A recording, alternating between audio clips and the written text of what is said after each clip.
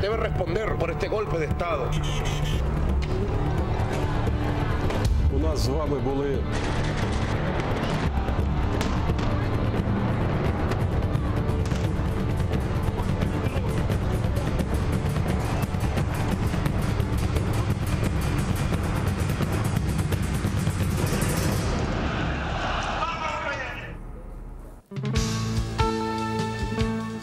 Bienvenidos a Visión 7 Internacional, el programa que analiza y da información a todo lo que ha acontecido durante la semana en política internacional. Y sin duda, esta semana hubo dos temas de gran importancia, uno vinculado con Venezuela, otro con Ucrania. ¿Qué tal, Rulo?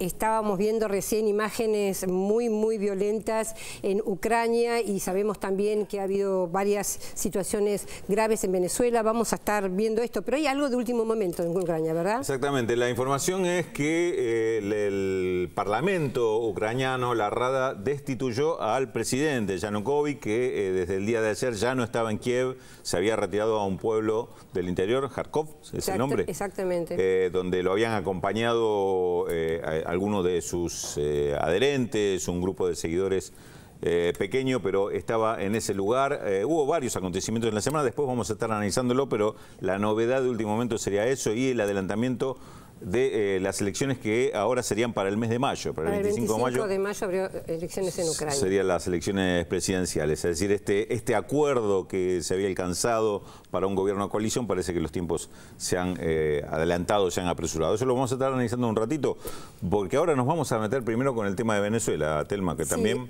Exactamente, y nuestro compañero Pedro Brieger se encuentra ahí en Caracas, así que en un rato vamos a hacer conexión con él.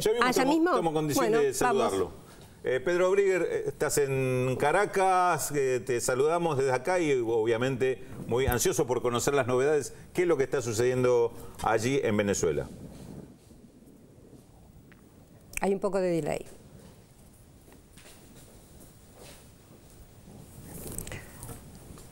En Caracas estoy acompañado también por Judith Valencia, economista, profesora de la Universidad Central de Venezuela. Hemos estado con ella hace un año, casi hace un año, cuando falleció Hugo Chávez, especialmente para tratar de comprender la situación desde el punto de vista económico. ¿Qué está pasando hoy? Con los equipos de la televisión pública estuvimos recorriendo algunos puntos de la ciudad de Caracas. Por supuesto, uno puede transmitir lo que ve en el momento, en el lugar donde está. Venezuela es un país muy grande, no estamos en todos los lugares. Podemos transmitirles a ustedes lo que estamos viendo ahora. Fuimos al lugar de la concentración del sector opositor, que está convocando a una manifestación en un lugar central en el este de la ciudad, y fuimos también a lo que se llama la Marcha de las Mujeres, que se está realizando en el oeste de la ciudad.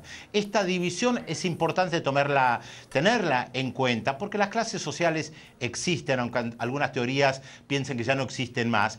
El este de la ciudad es la parte más rica, más pudiente de Caracas. El oeste de la ciudad está de lo que se llaman los sectores más populares, los barrios populares, que incluso ayer Enrique Capriles, el principal dirigente de la oposición, reconoció que si no se llega a los sectores populares, a los barrios, va a ser muy difícil que ellos puedan efectivamente avanzar con sus reivindicaciones. Una oposición dividida, claramente dividida. Un sector que quiere que Maduro caiga lo antes posible, incluso algunos como Diego Arria, ex candidato a la presidencia, decía hay que formar un gobierno de transición. Esto tiene que ver con la desestabilización en las calles. Otro sector, ahora se puede decir encabezado por Capriles, que dice hay que esperar, hay que buscar construir mayor legitimidad y tal vez pensar en respetar la institucionalidad y en el 2016 ir a un referéndum revocatorio. Y también están los estudiantes, que son los que cortan las calles. Nosotros ayer con la televisión pública estuvimos también en algunos lugares en el este de la ciudad, en la zona de Altamira, viendo cómo cortan las calles, y aunque cortaron avenidas importantes, la policía bolivariana no intervino. Hoy estuve conversando con un responsable de la policía que me decía, ellos intervienen si se corta una autopista, no intervienen si cortan calles, aunque sean avenidas importantes de la ciudad. Pero les propongo que hablemos con Judith Valencia, para eso la trajimos justamente. Judith, un gusto conversar otra vez contigo. Muchas gracias por estar con nosotros. Judith, sos economista, te dedicás a estos temas. Hace un año te preguntábamos sobre la situación económica en Venezuela, sobre los problemas. Y yo te diría que la primera pregunta, algo que salta muy a la vista, tiene que ver con esta diferencia entre el dólar oficial a 6 bolívares y un paralelo que se vende a 80 bolívares. ¿Y cómo se puede mantener una economía que tiene esta diferencia? ¿Y por qué se da este fenómeno de un dólar oficial a un 6 y un dólar paralelo o ilegal, o como lo llamemos, a 80?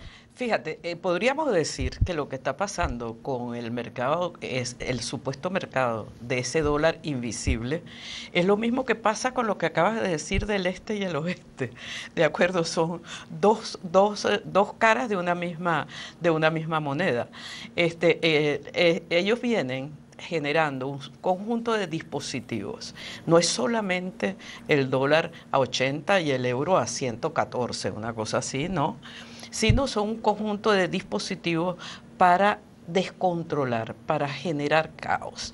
Y fíjate que estos dispositivos nosotros nos vimos hace un año y ya los dispositivos estaban en marcha.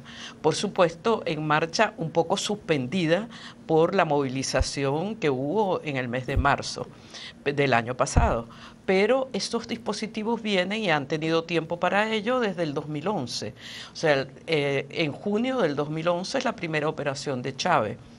Y ellos siempre están muy bien informados, porque una de las cosas que tiene la Revolución Bolivariana, y por eso es democrática y ampliamente protagónica, es que no puede actuar contra ellos, sino que les tiene que permitir un espacio. Si estuviésemos en los tiempos de los anteriores a los 60, anteriores a el respeto y todos los mecanismos que se han generado para el respeto de los derechos humanos, podríamos hacer otras cosas, pero no se nos está permitido hacer otras cosas, no solamente por las disposiciones internacionales, sino también por el respeto a nuestra Constitución del 99. Así lo decidimos, o sea, decidimos un proceso constituyente protagónico en plena democracia. Entonces, esos dispositivos hay que irlos como socavando, hay que irlos como vaciando. Y poco a poco se van vaciando, pero son dispositivos malignos, son dispositivos realmente con unas intenciones, pero también con una estrategia simultánea. Decían los compañeros Raúl y Telma desde Buenos Aires, decían que las imágenes en llamas son similares a las de Ucrania, ¿de acuerdo? Nos pueden pasar una misma foto y no sabemos de qué lugar es. Eso nos dice que es una estrategia mundial, responde a una estrategia mundial.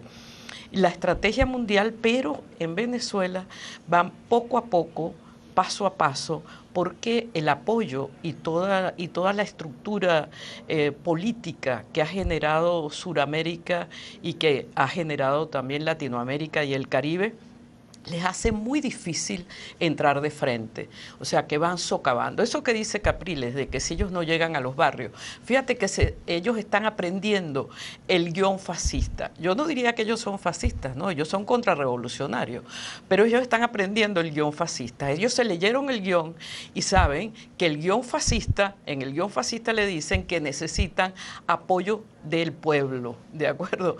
Porque si no, no puede haber fuerza contrarrevolucionaria. Pero discúlpame, más allá de las conspiraciones o la intervención extranjera, el gobierno no parece poder resolver este problema de un dólar paralelo, ilegal. Fíjate que sí los está resolviendo, sí los está resolviendo.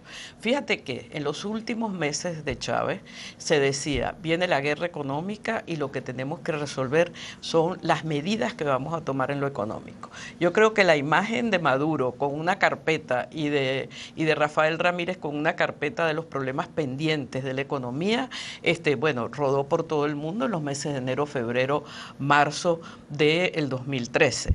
¿De acuerdo? Y eso es lo que se sabía que venía. ¿Por qué viene? Fíjate, comenzaron en las vacaciones de diciembre del 2012. ¿Por qué? Hay vacaciones colectivas, o sea, muchísimas fábricas cierran, la distribución de los productos terminan en el mes de noviembre, en el mes de diciembre, enero y principio de febrero, no hay abastecimiento.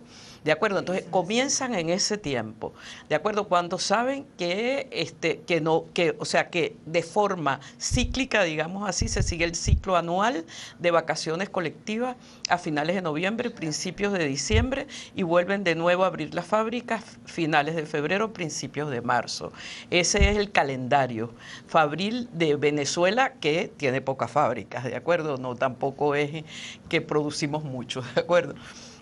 Y que tiene un gran monopolio, tiene dos grandes monopolios que controlan el abastecimiento y que tienen hace muchísimo tiempo una fórmula de financiar al pequeño productor y distribuir masivamente los productos de los pequeños productores. Este es otro gran tema que te quería preguntar, pero desde Buenos Aires, Raúl y Telma, que nos están viendo y escuchando, también tiene preguntas para compartir contigo, Judith. Y si les parece, Pedro, Judith, lo que vamos a hacer, vamos a compartir primero una síntesis que preparó la producción sobre algunos de los principales dichos que hubo esta semana, la palabra de Nicolás Maduro y demás, que nos pongan a todos en situación sobre lo que ha sucedido durante la semana en Venezuela. Después seguimos con el diálogo con Judith Valencia. Ustedes desde allí seguramente van a poder compartir el audio, que acá obviamente compartiremos y acompañaremos con imágenes. Así que vemos primero esto y después seguimos el diálogo con Judith Valencia y Pedro Brigger en Caracas. Qué lamentable y qué doloroso decir que por culpa del llamado de este fascista, hoy tenemos que lamentar la muerte de 2 jóvenes venezolanos y un grupo de ellos heridos, algunos gravemente todavía, algunos gravemente. Se ha dicho durante los últimos días que me quieren ver preso. Allí estaré para dar la cara. Yo no tengo nada que temer, no he cometido ningún delito. He sido un venezolano comprometido con nuestro país, con nuestro pueblo, con la Constitución y con nuestro futuro. Que no dejemos la calle, que asumamos nuestro derecho a la protesta, pero que lo hagamos en paz, sin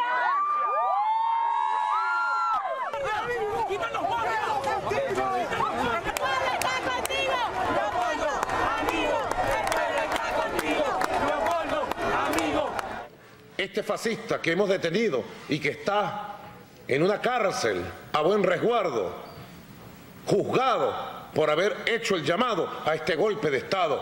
Y él debe responder, y los suyos, sus cómplices, por este golpe de Estado. El presidente de la República Bolivariana de Venezuela, Nicolás Maduro, nuestro gobierno, ha declarado como personas no gratas y a partir de este momento tienen 48 horas para abandonar el país a la funcionaria Bren Mari McCusker, quien es segundo secretario ejerciendo funciones de vicecónsul en Venezuela. Al ciudadano Elsen Jaffer Gordon, segundo secretario ante la Embajada de Estados Unidos de Caracas, quien también ejerce funciones de vicecónsul y ha estado implicado en todas estas actividades de contacto, organización y promoción de estos grupos. Y a Clark Christopher Lee, segundo secretario ante la Embajada de los Estados Unidos en Caracas. Yo le pedí a la ministra que notifique a CNN que ha empezado el proceso administrativo para sacarlos de Venezuela si no rectifican. Se va CNN de Venezuela. Ya basta de propaganda de guerra. No acepto propaganda de guerra contra Venezuela. El gobierno habla de golpe. Yo les pregunto, ¿es que es golpe o es autogolpe? ¿Cuál de las dos? Porque si hay un golpe en marcha, usted, señor Nicolás Maduro, usted tiene que presentarle al país las pruebas de ese golpe. Yo estoy en desacuerdo con la violencia, rechazamos la violencia, pero vemos que hay mucho interés de parte del gobierno en continuar con la violencia. Si ahora no les tocó ganar las elecciones, en un próximo turno electivo presentarse nuevamente elecciones. Las elecciones son así, se gana, no se pierde, pero no se puede, por haber perdido una elección, poner en vilo a un país y también poner en vilo a una región que ha sido declarada hace muy poco tiempo por la CELAC como una región de paz. Y eso es lo que queremos seguir siendo los miembros de la América del Sur, de la América Latina y del Caribe, una región de paz. Los pueblos antiimperialistas, los pueblos anticapitalistas tenemos la obligación no solamente de expresar solidaridad, apoyo, sino rechazar, repudiar este intento de golpe de Estado que viene, por supuesto, desde afuera viene desde el imperio y por eso preocupados, pero también ocupados y expresando nuestra solidaridad a todo el pueblo venezolano. Convoco un diálogo con usted, presidente Obama. Convoco un diálogo entre la Venezuela patriota y revolucionaria y los Estados Unidos y su gobierno. Convoco ya pues un diálogo. Acepta el reto. Vamos a iniciar un diálogo de altura y pongamos sobre una mesa la verdad. Designe usted a John Kerry o a quien quiera designar. Yo designo al canciller Elías Agua para ir a un diálogo, un debate. Nosotros mostrarle todo lo que sabemos de ustedes. Bueno, Judith, la pregunta va a ser en torno a la ronda de ayer del presidente Maduro. Una pregunta que le hizo el periodista de la CNN en inglés, que estaba presente en la ronda, era en torno a la financiación de organizaciones norteamericanas a María Corina Machado y su injerencia en el país. Yo la pregunta que quiero hacer es si sigue continuando esta injerencia de Estados Unidos, concretamente con ayuda económica y tal vez de otro tipo, en la oposición, con la oposición venezolana, y ¿cuál sería el objetivo de Estados Unidos para hacer esto? Las cosas bien podemos... Telma, fíjate, Telma, te voy a decir lo que vi anoche en la Universidad Central.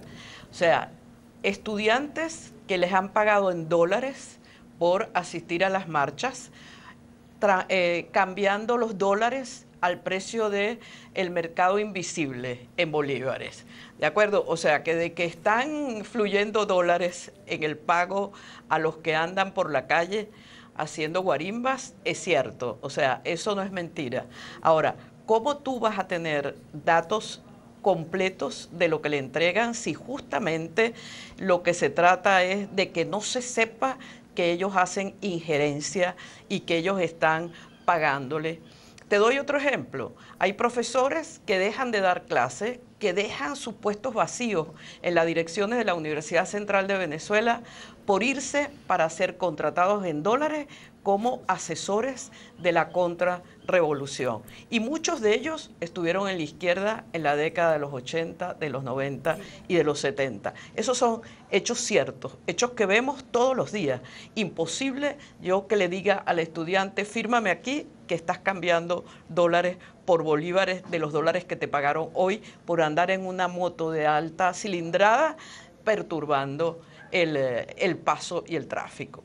Ahora, decía Pedro en su conversa anterior que Caracas es una cosa y el resto de Venezuela es otra. La semana pasada yo tuve ocasión de andar por el estado Cojedes, Portuguesa y Barinas, y allí la gente trabajando y el gobierno actuando y el gobierno disponiendo de lo que es el gobierno de calle. O sea, la confrontación es en Caracas. Con razón dice Capriles entonces que necesitan realmente tener más pueblo del lado de ellos. ¿Y de qué lado lo buscan? Bueno, perturbándolo, atemorizándolo, generando terror y ofreciéndole paga por esos trabajos ilícitos. Judith, a propósito de lo que comentabas de la situación en el interior de Venezuela, ¿qué está pasando en los estados del oriente, es decir, los más cercanos a la frontera con Colombia? ¿Hay pruebas de que estén interviniendo paramilitares que vienen desde el lado de Colombia en esta situación? ¿Hay una actitud del gobierno de responder con Fuerzas Armadas, con el ejército, a este tipo de injerencia que podría estar existiendo también en este intento desestabilizador? Fíjate, muy interesante tu pregunta, Raúl, porque no es en el oriente, sino en el occidente, ¿de acuerdo? Porque el occidente es el que tenemos conexión con Colombia.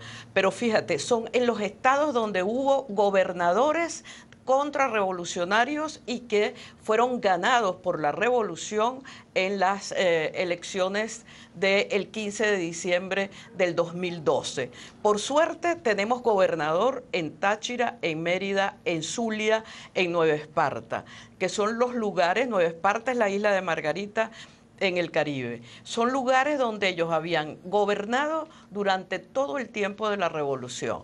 Ahora, ¿cómo están activando? Lograron en las elecciones municipales lograron alcaldes. Entonces, a través de esos alcaldes en el Táchira, alcaldes en Mérida, alcaldes en Zulia, están actuando. Y hay pruebas de ello, hay miles de videos, porque para algo la tecnología hoy cualquiera toma videos, lo cual también sirve para confundirnos, pero sirve para también tener pruebas. ¿De acuerdo? Entonces, el Táchira es el lugar donde ellos quieren desprenderlo, es decir, generar una situación de conflicto, de acciones paramilitares y de desgobierno. Pero ya desde hace 3 días hay medidas especiales y el ministro Rodríguez Torres y la Unión Cívico-Militar está encargada de resolver de manera específica, particular, la situación del Táchira, y yo diría que también sería conveniente de Mérida. Yo quería traerte otra vez a los problemas concretos que a mí me plantea la gente en la calle, más allá de los otros temas que por supuesto los tratamos y son fundamentales. Una de las frases más recurrentes es: no tenemos leche, no hay leche. Están los mercados que maneja el Estado y están los mercados privados. La pregunta es: ¿por qué el gobierno no puede resolver este problema del desabastecimiento, que además va creciendo como lo plantean los medios de comunicación opositores, y además uno lo escucha en la vida cotidiana? Cuando yo le pregunto a algunas personas cuáles son sus problemas, me dicen: no conseguimos leche, no conseguimos otros productos. ¿Qué hace el gobierno? ¿Cómo o qué puede hacer el gobierno para intervenir? Fíjate que dice la contrarrevolución, que vamos hacia el castrocomunismo. Sí. O sea, ¿cuál es la muestra que ellos pueden dar de castrocomunismo? La reja cerrada y la gente a través de la reja pudiendo comprar 1 o 2 bienes de los que necesita, ¿de acuerdo? Y eso es una imagen que trabajaron en varias ocasiones, 2004, 2007, y ahora la vuelven de nuevo a repetir, ¿de acuerdo? Y yo siento que de verdad hemos sido poco radicales y deberíamos ser un poquito más fuertes en abrir la reja, o sea, abrirle la reja al privado, decirle: mira, no tienes la posibilidad de enrejar y a través de la reja vender, ¿de acuerdo? Fíjate, en La Yaguara se encontraron miles de empaques de leche para niños y de leche en general. Bueno, eran de Parmalat, ¿de acuerdo? Y la gente de Parmalat llamó el sábado antes a decir: no, que no nos los quiten, que el lunes los vamos a distribuir. Y los tenían allí desde el mes de octubre, ¿de acuerdo? O sea que es realmente ellos tienen la capacidad por el control monopólico que han tenido en una economía que es economía de puerto, que es economía que depende totalmente de las importaciones. Yo importo y puedo perfectamente esconder. El Estado tiene capacidad, el Estado tiene mayor capacidad que una empresa privada para ir y conseguir que se distribuya la leche o el aceite, por ejemplo. Claro, pero ¿dónde lo distribuye? No lo distribuye fundamentalmente en el este. Y en el este es que tú ves. Yo digo que los centros comerciales del este se han transformado, junto con los medios de comunicación, en los partidos políticos. Tú vas a un centro comercial y es el lugar del rumor. Tú no puedes hablar siendo gobierno. O sea, tú eres el clandestino en nuestros centros comerciales, porque corres el riesgo de que te empujen por una escalera automática. ¿De acuerdo? Porque ellos están todo el tiempo en el mismo problema y avisando cuando llegan los productos. Ellos avisan cuando llegan los productos, se hace la cola y se hace el barullo, como decimos nosotros. Pero en los sectores populares también hay problemas con el abastecimiento. Claro que hay, porque ellos también, las cadenas de supermercados están también en el oeste, ¿de acuerdo? Y el gobierno, ¿cómo distribuye lo que tiene? A cielo abierto, en operativos. Yo soy de las que sostiene que tenemos que dejar los operativos y tenemos que normalizar el suministro, y no solo en operativos, porque hay mucha gente que no puede asistir a los operativos, las colas en los operativos, es decir, que no hemos resuelto de manera correcta con los bienes que tenemos para distribuir. También aclarémosle a los que nos están viendo, otra vez, impresiones personales mías de haber recorrido un poco Caracas. No es que nos falta que falta de todo. O sea, en muchas calles hay mercados, hay frutas, hay verduras y se pueden comprar libremente, porque si no uno tiene la imagen de que no puede encontrar absolutamente nada. Son algunos productos. Claro, pero lo que sectores. más te llama la atención es la larga cola afuera del supermercado. Claro. ¿De acuerdo? Y yo siento que la idea es, y yo creo que han calado, como decimos nosotros, han entrado en la mente de mucha gente que piensa que de verdad. ¿Por qué? Porque nuestra población, sobre todo nuestra población migrante, es fundamentalmente anticomunista. Y si tú le vendes la idea del castrocomunismo, es una idea que cala, porque es anticomunista, fundamentalmente de origen español, portugués, italiano. Es anticomunista y además hay una población colombiana que tiene relaciones con los paracos, porque los paracos supuestamente los cuidan a ellos al interior Este es de Colombia. otro problema de los paramilitares, pero creo que desde Buenos Aires quieren seguir haciéndote algunas preguntas, Judith. Sí, Judith, yo vuelvo a tomar parte de la conferencia de prensa de ayer del presidente. Un momento donde dijo algo verdaderamente preocupante fue cuando admitió que gente de la que había salido con armas a la calle estaba vinculada al gobierno y que iba a investigar de qué se trataba, pero él había dado la orden de que se saliera sin armas y sin embargo eso no sucedió, hubo como cierta desobediencia. La pregunta es, ¿hasta qué punto hay, digamos, domina la situación el presidente Maduro y cuáles son estas fuerzas que actúan en forma autónoma?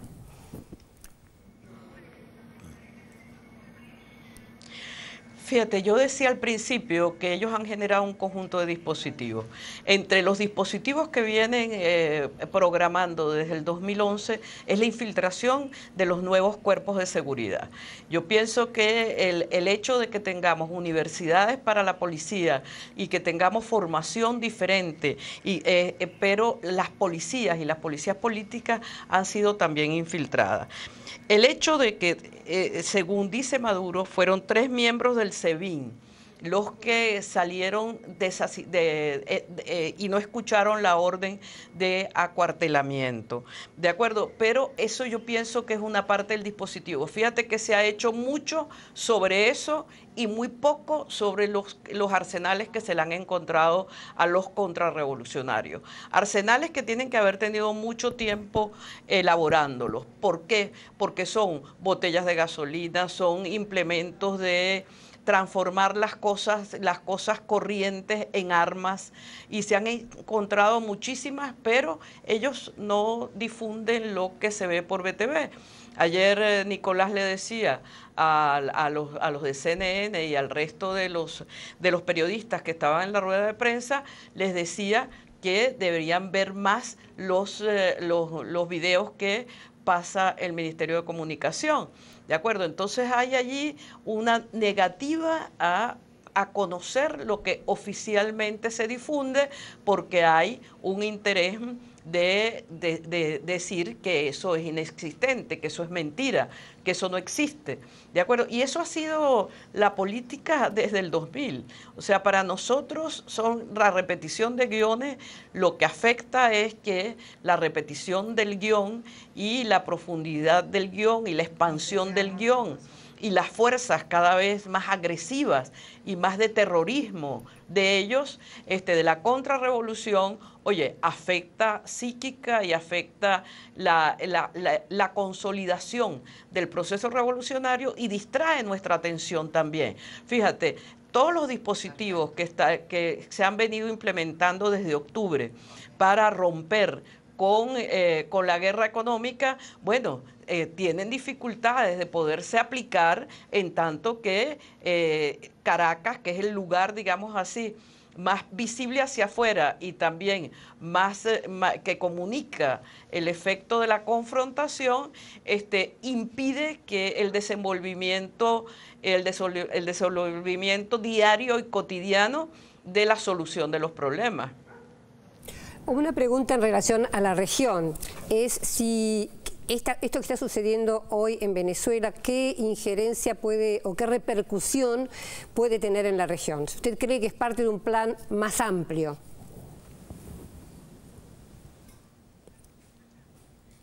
Bueno, fíjate, ustedes estando en Buenos Aires, ustedes vieron que a ustedes también les tocó una partecita del dispositivo del descontrol financiero, muy recién, cuando ustedes intentaron poner una ley que se parece también a nuestra ley orgánica de precios justos, ¿de acuerdo? O sea, que cuando tratamos de realmente preservar el derecho de la mayoría a poder tener un bien vivir, ¿de acuerdo? Inmediatamente se desatan dispositivos contra las medidas, contra cualquier medida que vaya a beneficiar a las grandes mayorías, contra cualquier medida que les ponga a ellos control. Fíjate que la ley orgánica de precios justos tiene una intendencia de costos, ganancias y precios, en donde se está haciendo un análisis detenido, y en ese análisis detenido, bueno, el empresario aquí hace lo que le da la gana, todos los gastos, inclusive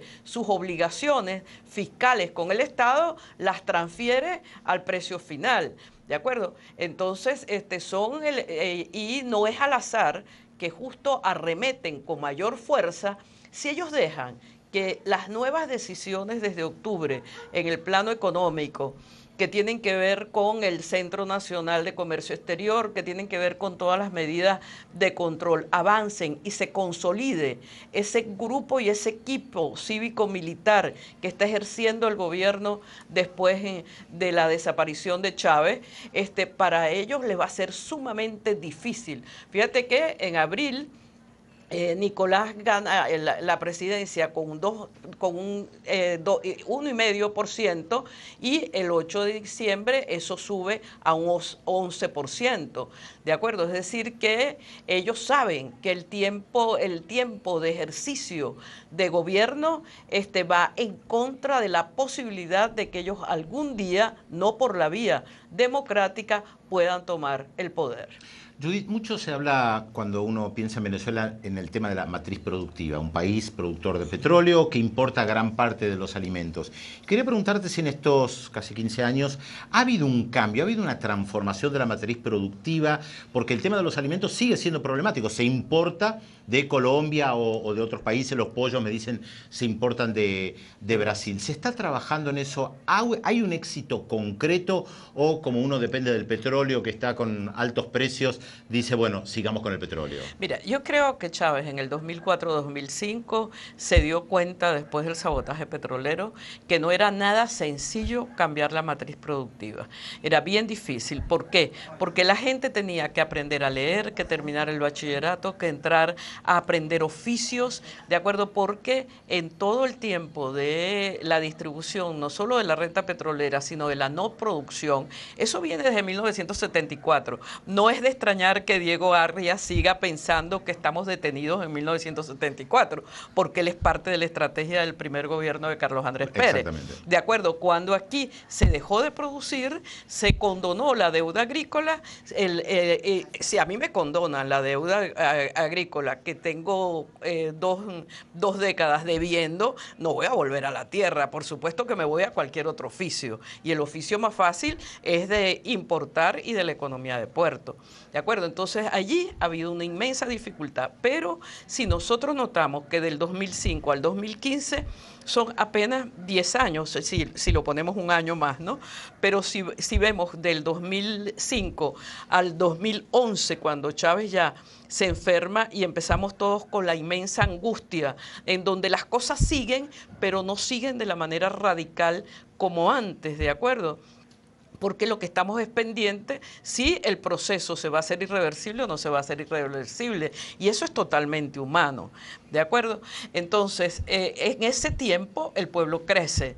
Y el pueblo ahora es cuando está en la posibilidad, a través del poder popular, a través de las comunas, a través de la nueva... Por eso decía, yo vengo de Cojedes, vengo de Portuguesa, vengo de Barinas, y resulta que ahí lo que está pasando es que está todo hermoso, todo en orden, y la gente fuerte trabajando. ¿De acuerdo? Pero eso no es de hoy para mañana. Hay una cuestión que planteaba Judith realmente importante, si es reversible o irreversible. Estamos viviendo momentos complicados. Se acerca el primer aniversario de la muerte de Hugo Chávez, que seguramente acá será todo un acontecimiento. Te agradecemos otra vez tu presencia con nosotros. Un gusto conversar contigo. Nos ayudas a pensar, a ver los problemas. No son de fácil resolución. Tampoco pretendemos que tengas la respuesta para absolutamente todo. Es que no son de fácil resolución, tú lo has dicho. Lo decíamos hace un año y tenemos que volverlo a repetir hoy. Un año es poco tiempo para el tiempo que necesita la revolución de hacerse irreversible. Muchas gracias, Judith. Pasamos otra vez a Buenos Aires. Seguimos acá en Visión 7 Internacional, por supuesto. Bueno, muchísimas gracias, Pedro. Muchísimas gracias, Judith. Efectivamente, muy interesante la entrevista y me quedo con uno de los temas que dijo: el tiempo del gobierno va a favor de la revolución bolivariana, pero ellos saben por la oposición que el tiempo político les va en contra. Por esto eligen estos caminos antidemocráticos. Saludamos a nuestro amigo Félix Taylor. ¿Qué tal, Félix? ¿Cómo te va, Telma? Muy buenas tardes. Bueno, recordamos en vivo hasta las 13:30, como siempre, Visión 7 Internacional. Muchísimos llamados: 0800 444 1777 y 4535-0709, los teléfonos para comunicarse con nosotros. Ponemos en marcha en el programa de hoy la incógnita. Recuerden, un personaje y les vamos a ir dando datos. Ustedes nos tienen que decir de quién se trata. Ya está, aquí, el primer dato de la jornada de hoy. Este señor nació en Jamaica en 1932. Comenzó sus estudios en su ciudad natal, Kingston, luego se trasladó a Bristol, Reino Unido, para continuar su carrera en la Universidad de Oxford. Allí fundó una reconocida revista de orientación socialista. ¿Quién es nuestro personaje de hoy? 0800 444 1777 4535-0709. Y por supuesto, primera pausa, le adelantamos los temas que vamos a desarrollar en el próximo bloque. Seguimos con el tema de Venezuela, golpe blando en ese país, en vivo desde Caracas y junto a Atilio Borón en nuestros estudios. Seguimos analizando la compleja actualidad venezolana y además, Ucrania, acuerdo para frenar la violencia. Luego de las trágicas protestas que dejaron un centenar de muertos y 600 heridos en Kiev, el gobierno de Víctor Yanukovych cedió a las presiones opositoras y convocó a elecciones anticipadas. Todo esto y mucho más se lo contamos luego de la pausa, aquí en Visión 7 Internacional por la TV Pública.